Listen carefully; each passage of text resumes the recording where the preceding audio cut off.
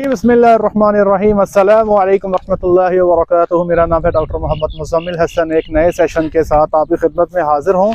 ये session specially farmers के लिए करने लगा हूँ जी, क्योंकि फार्मर्स को दो मुकामात पे बहुत ज़्यादा रेजिस्टेंस का सामना करना पड़ता है। कंपनी वाले कहते हैं कि हम आपको अच्छा दूध दे रहे हैं, आपका जो वनडे का रेट बढ़ा है, तो हमने भी तो दूध का रेट बढ़ाया है। पिछले साल हम 80 पे थे, इस साल हम 115 से 120 पे हैं। इसी तरह जब आप लोकल मार्केट में दूध बेचने जाते हो तो जिस घर में आप दूध देते हो वो लोग कहते हैं कि आपने तबाही फेर दी है, आप दूध बहुत महंगा दे रहे हो। और मतलब लोगों को ये लगता है कि शायद फार्मर जो है वो आपके साथ ज्यादती कर रहा है। बहुत सारे लोग जो दुकानों पे दूध बेचते हैं उनको भी लोग ये कहते हैं।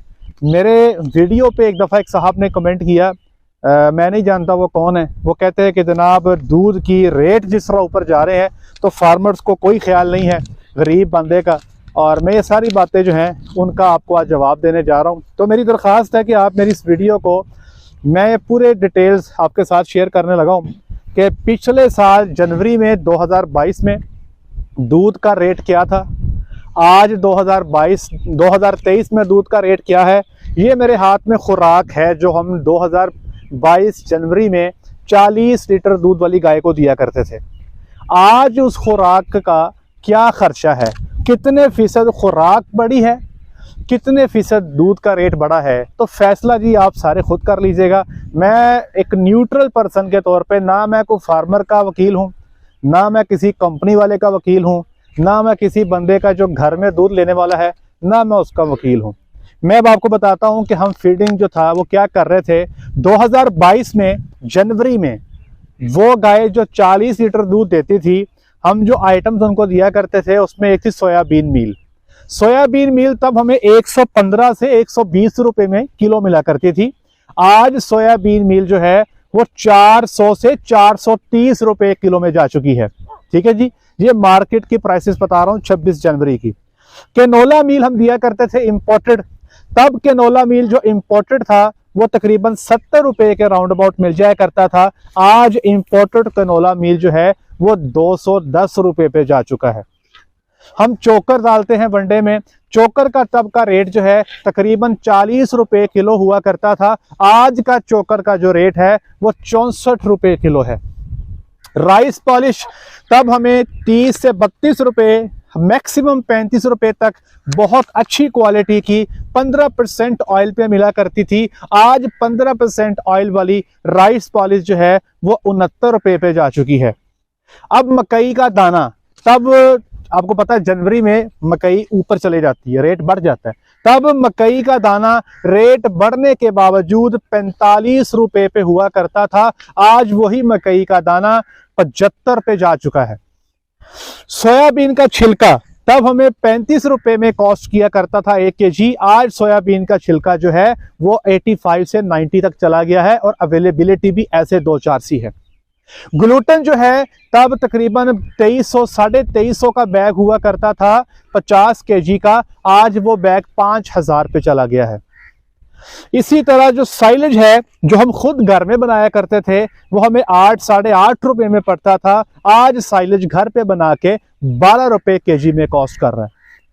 जो सप्लीमेंट्स हैं जिसमें मिनरल शामिल है, आपकी यीस्ट है, आपका बफर है, आपका टॉक्सिन बाइंडर है, आपके एनर्जी सोर्सेज हैं, तब वो मिला जुला के 250 रुपया एक जानवर पे कॉस्ट आती थी। आज वो कॉस्ट 450 पे चली गई है।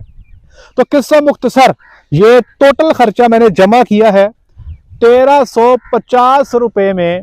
जनवरी 2022 में हम 40 लीटर दूध वाले जानवर की खुराक जो है उससे उसका पेट भी भर लिया करते थे, ब्रीडिंग भी ले लेते थे, दूध भी आ जाता था। आज इसी खुराक को जो मैंने आपके साथ एक्सप्लेन की है, आज के खर्चे के मुताबिक ये खर्चा जा रहा है जी 3075 रुपए पे। 127% दूध के पैदा करने में जो खुराक का इस्तेमाल है, मैं सिर्फ खुराक की बात कर रहा हूं। अभी डॉक्टरों की जो पे है वो बढ़ गई है। लास्ट ईयर मुझे पता है कि डॉक्टर 35,000 पे भी काम किया करते थे, आज 50,000 से नीचे डॉक्टर किसी फार्म पे नहीं है। मैं फ्रेश डॉक्टर की बात कर रहा हूँ। इसी तरह बिजली के अखराजात की बात करें तो बिजली का पिछले साल का और इस साल का खर्चा बहुत जमीन आसमान का फर्क लग गया। मेडिसिन की कॉस्ट बहुत महंगी हो चुकी है। चले उनको छोड़ें, मैं सिर्फ खुराक की बात कर रहा हूं। खुराक जो है वो 1350 से बढ़ के वही खुराक अगर मैं आज डाल दूं तो 3075 रुपए में कॉस्ट करती है। 127% खुराक की मद में हमें महंगाई का सामना है। तब दूध का जो रेट था ज्यादातर कंपनीज का 500-600 लीटर दूध पे 80-82 रुपए हुआ करता था। आज 120 रुपए दूध का रेट है। और वो लोग जो मुझे सुन रहे हैं, कई बंदे ये मुझे अब कहेंगे कि हमारे पास तो 120 भी नहीं है, कहीं पे 110 है, कहीं पे 112 है। चलें आप 120 भी मान लें तो दूध की कीमत में इजाफा सिर्फ 50% है, लेकिन इखराजात में सिर्फ खुराक की मद में इजाफा 127% है, जिसमें मैंने अभी ओवरहेड को तो शामिल ही नहीं किया। तो हमारी कैलकुलेशन के मुताबिक आज फार्मर जो दूध पैदा कर रहा है, अगर सारे अखराजात को शामिल कर लिया जाए तो पिछले साल जनवरी 2022 के मुकाबले में जनवरी 2023 में जो दूध पैदा हो रहा है उस पे आने वाली लागत में कम व बेश 150% का इजाफा हो चुका है, अगर आप हर चीज को शामिल कर लेते हैं। तो भाई मेरे एक बात समझ लें, वो लोग जिनको घरों में 120 पे दूध मिल रहा है, या अगर 130 या 140 या 150 में भी मिल रहा है, भाई आपको सब्सिडाइज्ड रेट पे दूध मिल रहा है। अगर खुराक के मार्जिन को देखा जाए, अगर जिस तरह से बाकी चीजें बढ़ी हैं, पिछले साल का इस साल से मुवाजना किया जाए, फार्मर को 160 रुपए दूध का रेट मिले तो तब वो पैरों पे आता है। तो आप समझ लें कि फार्मर इस वक्त जो है वो किस तरह दूध पैदा करके आपकी खिदमत में पेश कर रहा है। अब मैं बताता हूं, ये 3075 अभी हमारी कॉस्ट इस वक्त नहीं है। अब आप कहेंगे ये क्या चक्कर है भाई बात ये है कि ये जो मैंने फार्मूला लिखा है, अब इस फार्मूले में छांटी लगाई है वाह सारी। जारी बात है, जब आपके घर में पैसे होते हैं तो आप हफ्ते में 2 दफा चिकन खाते हो, 1 दफा बिरयानी भी खाते हो। लेकिन जब पैसे घर पे नहीं होते तो चिकन महीने में 1 दफा खाया जाता है, बिरयानी सिर्फ सोची ही जाती है या किसी शादी पे खा ली जाती है। इस वक्त समझें कि गायें जो हैं वो 1 दफा महीने में चिकन खाती हैं, बिरयानी इनकी छुट गई है। किसी तरह से भी मैनेज करके हम 2500 के करीब एक 40 लीटर वाले दूध वाले जानवर को पेट भरने की कोशिश कर रहे हैं, कंप्रोमाइज करके। सोयाबीन मिल नील कर चुके हैं, डालते ही नहीं है। हालांकि किसी जमाने में लोग कहा करते थे आपकी मिथायोनिन कैसे पूरी होगी, आपकी लाइसिन कैसे पूरी होगी। और भाई कैसे क्या से पूरी करें, पैसा ही नहीं है, कहां से 400 की सोयाबीन खरीद के डाल दें। इस वक्त ज्यादातर डेयरीज पे जो फीडिंग है वो कंप्रोमाइज्ड है।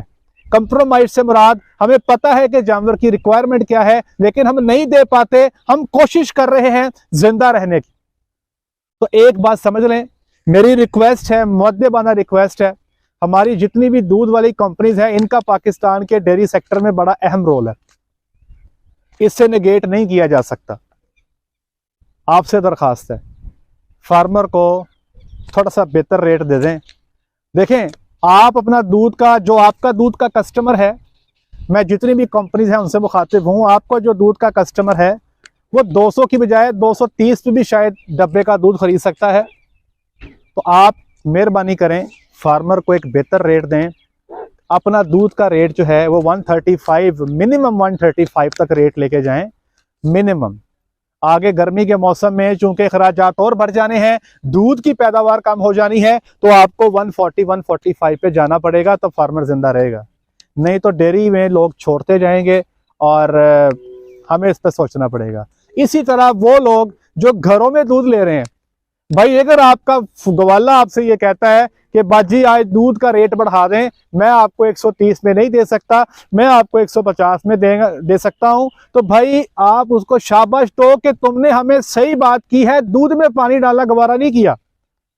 हमें खालिस दूध दे रहे हो, रेट ले लो, खालिस दो, ताकि वो भी जिंदा रहे, आपको भी क्वालिटी की चीज मिले। याद रखें कि जो इन्फ्लेशन का सामना है, महंगाई का, पूरे मुल्क में है, दुनिया के अंदर है। हमने कोशिश करनी है, दूध हमारी बुनियादी ज़रूरत है, इस बुनियादी ज़रूरत को पूरा करने के लिए हमें अपने फार्मर को जिंदा रखने के लिए मिलजुल के एक दूसरे की सपोर्ट करनी पड़ेगी। याद रखें कि ऐसा ना हो कि कल को हमें दूध पाकिस्तान में इंपोर्ट करना पड़े तो कितनी जिल्लत की बात होगी। इस बात पर जरूर सोचें। और मैं तमाम फार्मर से अब मुअद्दबाना गुजारिश करता हूं कि अब वो टाइम गया कि सब कुछ मार्केट से खरीद कर डालो। अब मैं हर फार्मर को ये कह रहा हूं कि लूसन की है बना लो, लूसन की है बना लो। आगे गर्मी के मौसम में 5 किलो लूसन की है दूध वाले जानवर को और 2 किलो है बच्चों को डालोगे तो खर्चा भी कम होगा, दूध भी बेहतर होगा। अब आपको ये स्टेप लेने पड़ेंगे। अगर आप नहीं लोगे तो गर्मी जो है इसमें अगर चीज़ों की कीमतें नीचे नहीं आती तो चीज़ें बड़ी टफ होने वाली हैं। मैं आपको आज आगाह कर रहा हूं जनवरी में, आज से ही इस पे सोचें, आज पे ही इससे काम करें, सोचें क्या किया जा सकता है, आज से प्लानिंग शुरू कर दें। मुझे उम्मीद है कि करने वाली ज़ात अल्लाह की है, फजल करना है अल्लाह की ज़ात ने, दुआ और कोशिश करनी है हमने।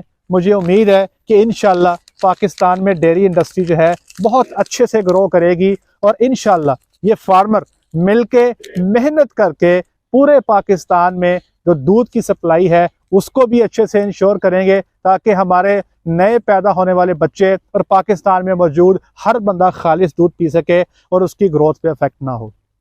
इस नेक तमन्ना के साथ आज के सेशन में आपसे इजाज़त चाहते हैं। आज के लिए इतना ही। अपना ख्याल रखें, दुआ में याद रखें, 5 वक्त की नमाज बाद जमात अदा करें। अस्सलामु अलैकुम।